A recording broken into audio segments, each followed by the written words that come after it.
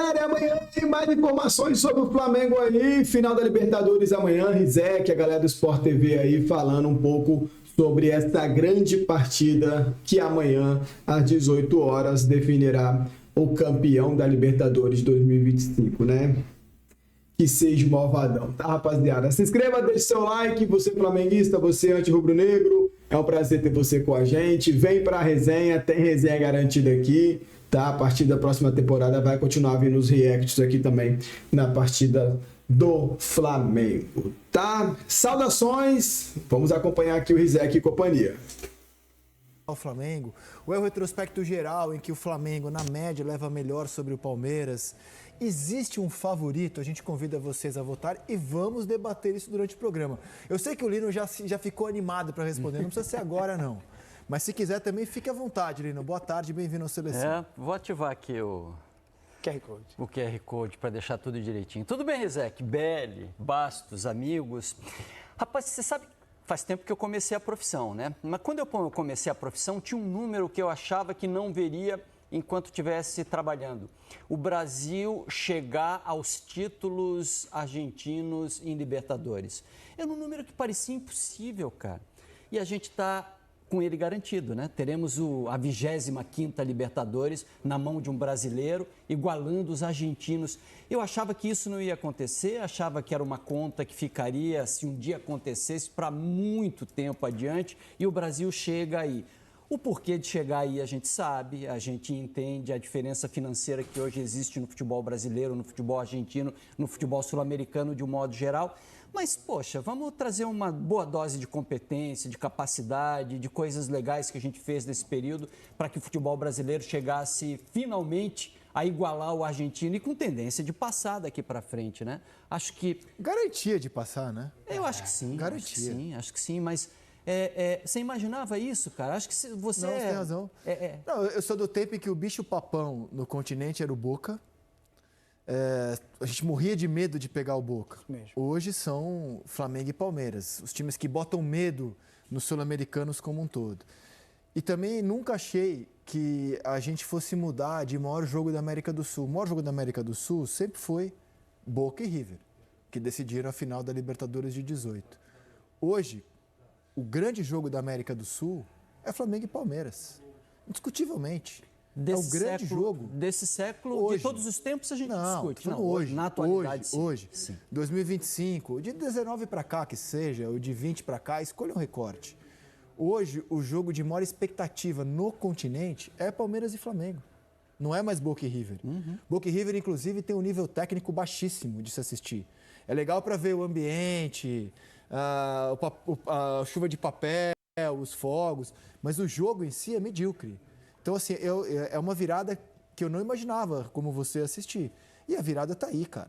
E vou além. Se os clubes brasileiros, porque os argentinos não têm condição de, num espaço curto de tempo, pelo menos, equilibrar as coisas, mas se os clubes brasileiros não olharem para Palmeiras e Flamengo como um horizonte a perseguir, e olharem para eles apenas com inveja, eles arrecadam 1 bilhão, e cruzarem os braços achando que não dá para competir, porque eles chegaram num patamar muito diferente, a diferença só vai aumentar.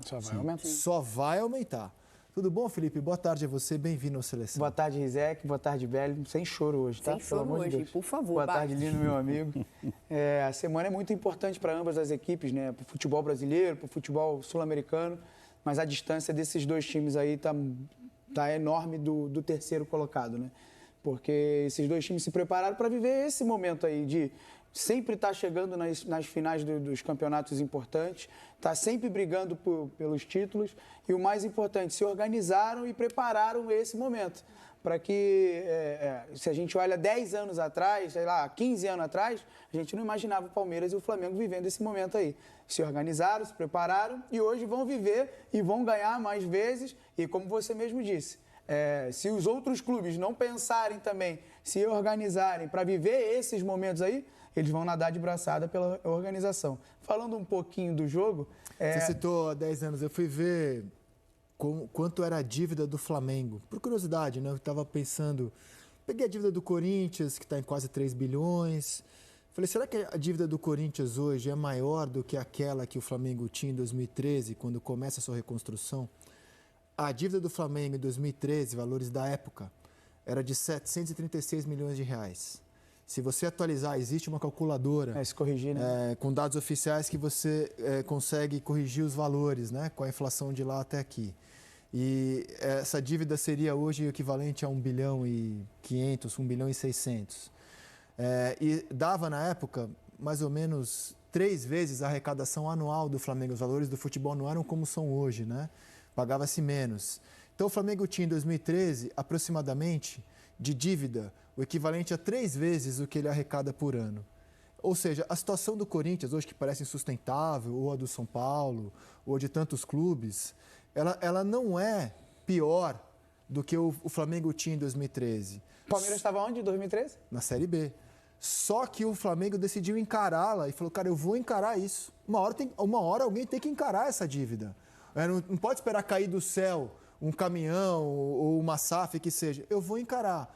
E encarou. E de 13 a 18 apertou o cinto, fechou, se equilibrou e em 19 começou a investir porque estava saneado e agora o céu é o limite, porque cada vez mais a receita do Flamengo vai aumentando, do Palmeiras também.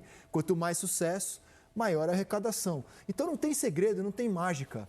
É olhar para o seu problema e atacar, coisa que os clubes hoje não fazem, porque as dívidas do Corinthians, do São Paulo e de tantos outros clubes, elas só crescem. Então, assim, a diferença vai ficando cada vez maior do Flamengo e do Palmeiras para a concorrência aqui no Brasil. E eu vejo também que os clubes hoje se apegam à SAF para talvez mudar o CNPJ e continuar saudável. Isso também não é legal para o futebol brasileiro, porque essas duas equipes aí não viraram SAFs. E com o trabalho de presidentes sérios, fecharam a torneira e se tornaram essa potência que são hoje. Então, os clubes precisam, sim, realmente voltar a brigar e olhar para esses clubes como um exemplo mesmo. É difícil o corintiano olhar para o Palmeiras e falar assim, esse clube é meu exemplo. Ou para o vascaíno, para o botafoguense, ou para o tricolor, olhar para o Fluminense, para o Flamengo e falar, esse clube é meu exemplo. É o exemplo. Por isso que eles estão brigando e vão brigar cada vez mais por finais como essas que a gente vai ver no sábado. E vamos trazer reportagem. Nossa equipe já está em Lima participando dos programas do Sport TV e o primeiro contato que a gente faz é com o Edgar Alencar, que traz as informações do Palmeiras, direto de Lima. Conta pra gente, Edgar. Tudo bem, Rizek? Boa tarde para todo mundo acompanhando Seleção Sport TV, Belli, Felipe Bastos, Carlos Eduardo Lino, as primeiras informações do Palmeiras aqui no programa. Movimentação tranquila aqui no hotel nesse início de tarde, até porque não tivemos e não esperávamos, né, nenhum jogador saindo aqui. A delegação chegou ontem à noite, todo mundo liberado para descansar, para fazer as refeições.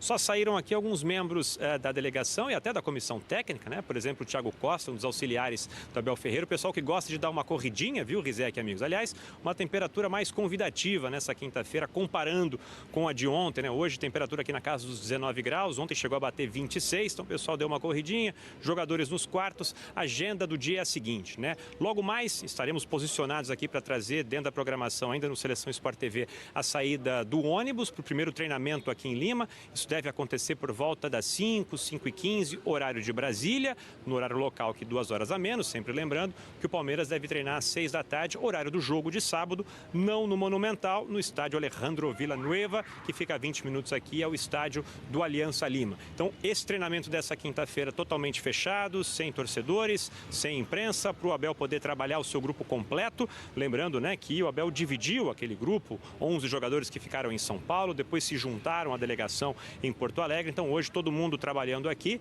se é que ainda há algo a ser definido, né, conversando com os torcedores. Tem gente que está falando, talvez o Veiga, mais experiente, titular nessa final, ou o Alan, que foi tão importante na semifinal, mais jovem, pedindo passagem, enfim. O Abel vai poder trabalhar isso reservadamente nessa quinta-feira. O Palmeiras também treina nesse estádio amanhã, mas aí pelo protocolo da Conmebol, a gente deve ter acesso aos primeiros 15 minutos. Também tem atendimento à imprensa aqui hoje, antes desse treinamento, mas reforçando então, nessa saída do ônibus, cumprindo a programação, a gente ainda volta no Seleção Sport TV para trazer ao vivo.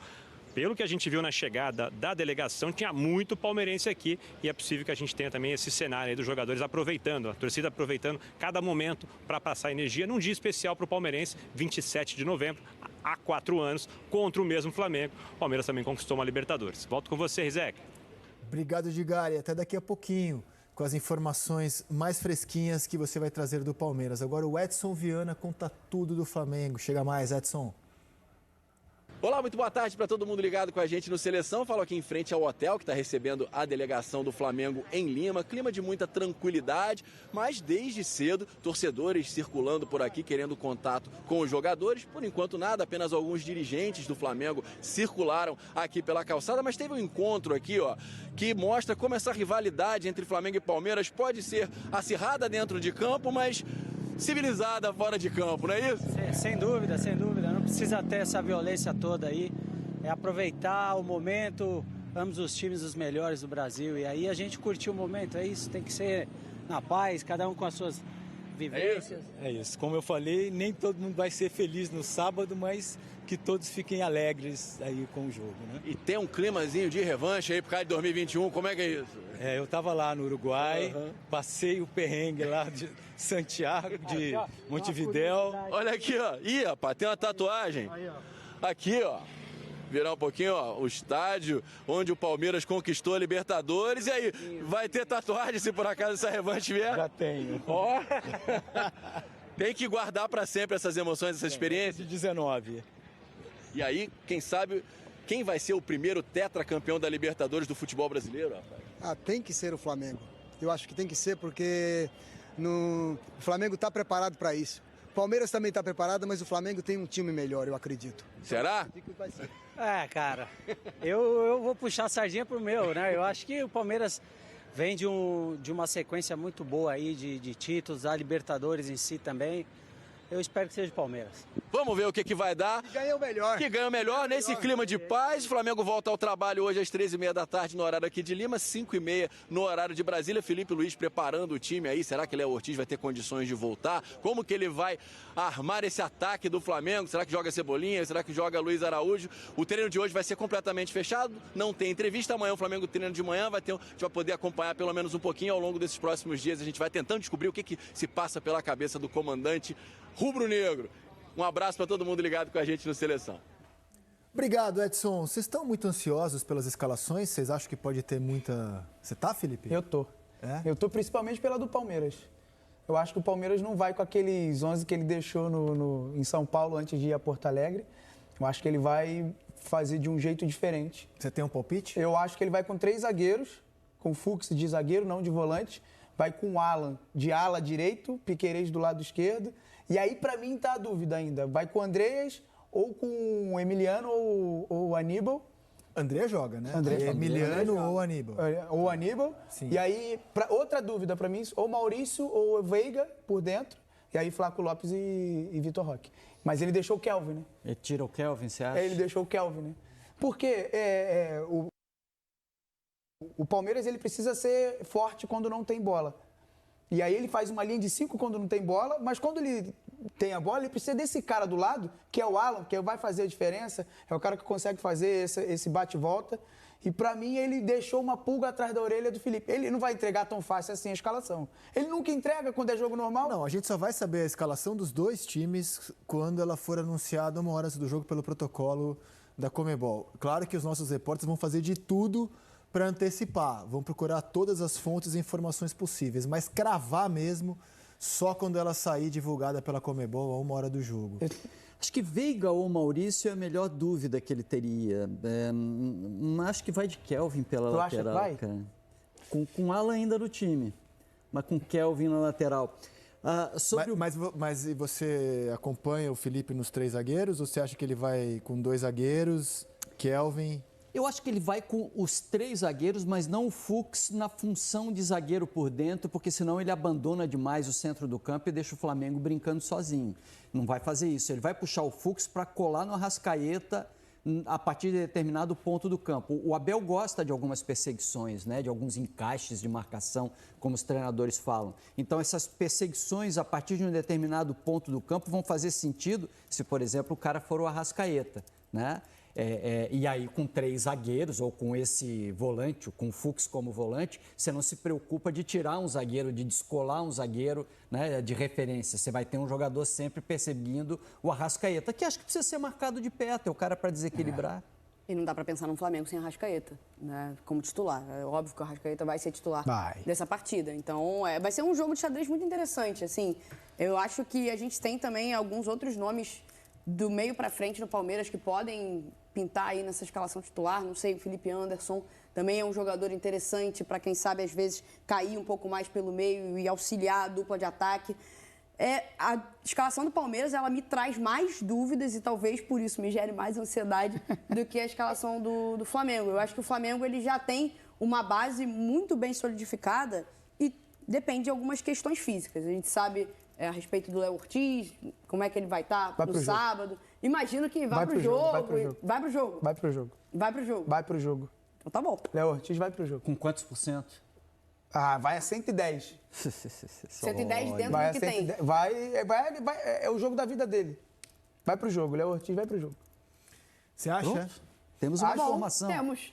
Não, eu acho que ele vai pro jogo, ele vai. Mas... Vai começar jogando. Vai começar jogando? Vai começar jogando. Agora a pergunta, né? E se ele não estiver tão bem, cara? Ele vai pegar dos jogadores muito físicos, né? Penso muito nisso. É. E como o substituto, Danilo, é uma bola de segurança, tá tranquilo, eu teria muita dificuldade, assim, de olhar o Léo Ortiz e falar, pô, vai pro jogo, né? Não, mas se tiver bem, foi no sacrifício contra o Racing? Contra o Racing, que é o último jogo dele. Infiltrado, né? Então, assim, faz tempo que ele não joga. Mas né? agora ele vai pro jogo. Eu acho não. Você acha a minha informação? Você tem uma informação. O Léo Ortiz vai pro jogo. Vai pro jogo. Vai pro jogo. Então, tá. Eu não tenho essa informação. Eu só achava que ele não seria titular. Ele tava nos meus ali, ó, aqui também. Felipe Bastos. Então, Felipe Bastos. Felipe Bastos vai pro jogo. Léo Ortiz vai pro jogo. Não, sim. Mas assim, é uma informação. É lógico, eu conversei com pessoas, isso aí eu converso sempre, mas é um momento muito único na vida de um atleta, uma final de Libertadores. E ele preparou toda essa recuperação para ir para o jogo. E o Felipe, obviamente... Você não acha que pesa, e aí pergunta para o jogador mesmo, ficar um mês sem jogar, só treinando, e aí você vai para um jogo desse, não pode pesar? Depende de qual foi a preparação e depende do que... Logicamente, você não tendo minutos dentro de campo, isso faz a diferença, óbvio. Mas é um jogo que você se supera, você precisa se superar. Precisa ter algo a mais, alguma coisa diferente, e ele tem isso. Eu falo mais pelo que eu conheço. Do Baresi, é que assim, Baresi e aí todos os outros, né? Mas o Baresi, na Copa de 94, se machuca na primeira fase, menisco. Faz uma artroscopia e volta na final. E tem na final uma atuação incrível. Recebe uma nota 10 da Gazeta dello Sport. Ele joga muito o Baresi. Tudo bem, Baresi é um dos maiores jogadores da história do futebol. Mas estou usando como exemplo um zagueiro que ficou um mês inativo e jogou na final para marcar o Romário e jogou uma barbaridade. Mas era o Baresi. O Léo Ortiz é muito importante na saída de bola, na bola pensada do Flamengo, naquele primeiro passe. Eu não sei como é que o Felipe vai colocar o time em campo, mas eu imagino que ele mantém a ideia, né, de defesa sempre adiantada, pressionando meio campo. O time do Palmeiras gosta de bola longa, o Léo Ortiz vai ser, obviamente, exigido nesse tipo de jogada. Você tem o Flaco Lopes, que é o cara muito alto, que protege, que faz casca, né? O Vitor Roque, que pode correr em espaço que fique atrás de linha defensiva. Você ter esse nível de exigência física para um cara que ficou um mês parado é uma interrogação e tanto, cara. Agora, o treinador tem informações que a gente aqui não tem, obviamente, né? Tá vendo o cara no dia a dia, tem acesso aos dados, a gente opina com muito pouca informação. Quem está lá dentro é que toma a decisão baseado em uma série de dados aos quais a gente não tem acesso. Mas né? É o melhor, né? É o melhor. É o melhor. Óbvio. É a melhor ideia. Você pode contar com o cara, Sim. pô, óbvio, ele é o titular da posição, né? Ele é o titular. Eu ontem falei que eu ficaria surpreso, mas o Felipe traz uma informação. Então, com informação eu não discuto. Agora, vamos para o campo da opinião. É possível responder a pergunta que a gente fez na nossa enquete para o público? Né? Eu convido vocês, inclusive, a opinarem, apontando o smartphone para o QR Code. Existe um favorito para conquistar a decisão de sábado? E se sim, qual o critério que vocês usariam para opinar sobre favoritismo visando a decisão de sábado? Eu acho que não tem favorito. Eu entendo quem aponte para um lado, quem aponte para o outro, quem aponte para o Flamengo, no caso de estar num momento melhor do que o do Palmeiras, né? Talvez mais leve até nessa briga pelo Campeonato Brasileiro. E do lado do Palmeiras é a melhor história da Libertadores até o momento. Então, é muito complicado você apontar um dos dois. E assim, não falo por questão de ficar em cima do muro, não quer se posicionar. Não, a gente está falando de 2 jogos os dois times em um jogo só, né? Acho que tem que bater nessa tecla. O jogo único, ele nos proporciona determinadas situações que a ida e a volta, elas não têm. O jogo único, ele te dá 90 minutos apenas para você fazer o que você entende como ideal.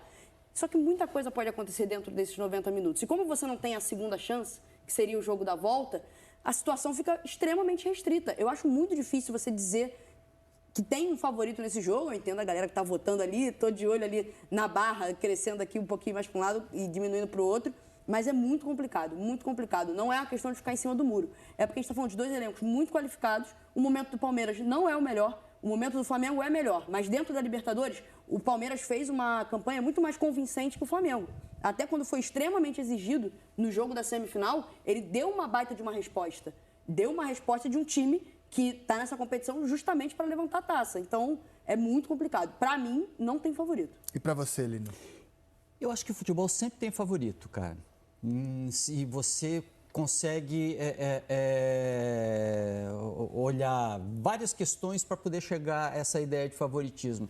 Mas o meu palpite, sincero, é de que eu acho que esse jogo vai à prorrogação e vai a pênaltis. Dificilmente a gente vai ver um vencedor em 90 minutos. Mas, olhando o favoritismo, o Flamengo venceu as duas no Campeonato Brasileiro. O Flamengo vive um momento melhor que a equipe do Palmeiras. O momento do Flamengo, tecnicamente, né, em termos de montagem, opção, que você consegue utilizar, mesmo não tendo jogadores importantes como o Pedro, por exemplo, podendo não ter o Léo Ortiz, ainda é melhor. Mas é uma diferença tão pequena que ela serve como motivação para o palpite que eu dei, né, para o Palmeiras, para a ideia de que o Palmeiras vai precisar se superar. E pode perguntar, qualquer torcedor palmeirense, se ele puder transferir o favoritismo para o outro lado, ele vai dizer que o Flamengo é favorito, vai dizer que o Palmeiras tem que se superar, que é a hora da alma, da raça, de botar em campo toda aquela vibração sangue, que o Abel... suor e lágrimas. Tudo isso vai favorecer a essa ideia de que o favorito está do outro lado, para tentar atropelar o outro lado. Então, Rizek, o favoritismo do Flamengo não faz mal nenhum ao Palmeiras, mas acho que existe uma leve diferença pró-Flamengo nesse exato momento. Se você perguntar assim no favoritômetro que diferença é essa, cara, qualquer 52-48, qualquer coisa que o valha, não é uma diferença grande, mas ela existe e eu consigo identificar. E você, Felipe, consegue apontar um favorito? O Lino falou 52-48.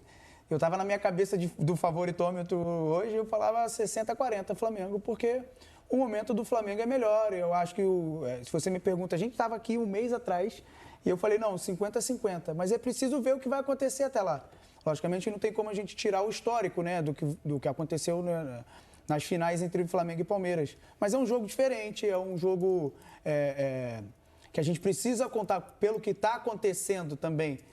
Na sequência do Campeonato Brasileiro, isso conta muito. Pelo que aconteceu ontem também, os jogadores, a maneira que se motivam, a maneira que o torcedor do Flamengo trata a final, trata esse Aeroflá também. O Flamengo voltou de Minas só para o torcedor também expressar aquele sentimento. Então, eu acho que o Flamengo está com favoritismo, com 60-40 para o Flamengo.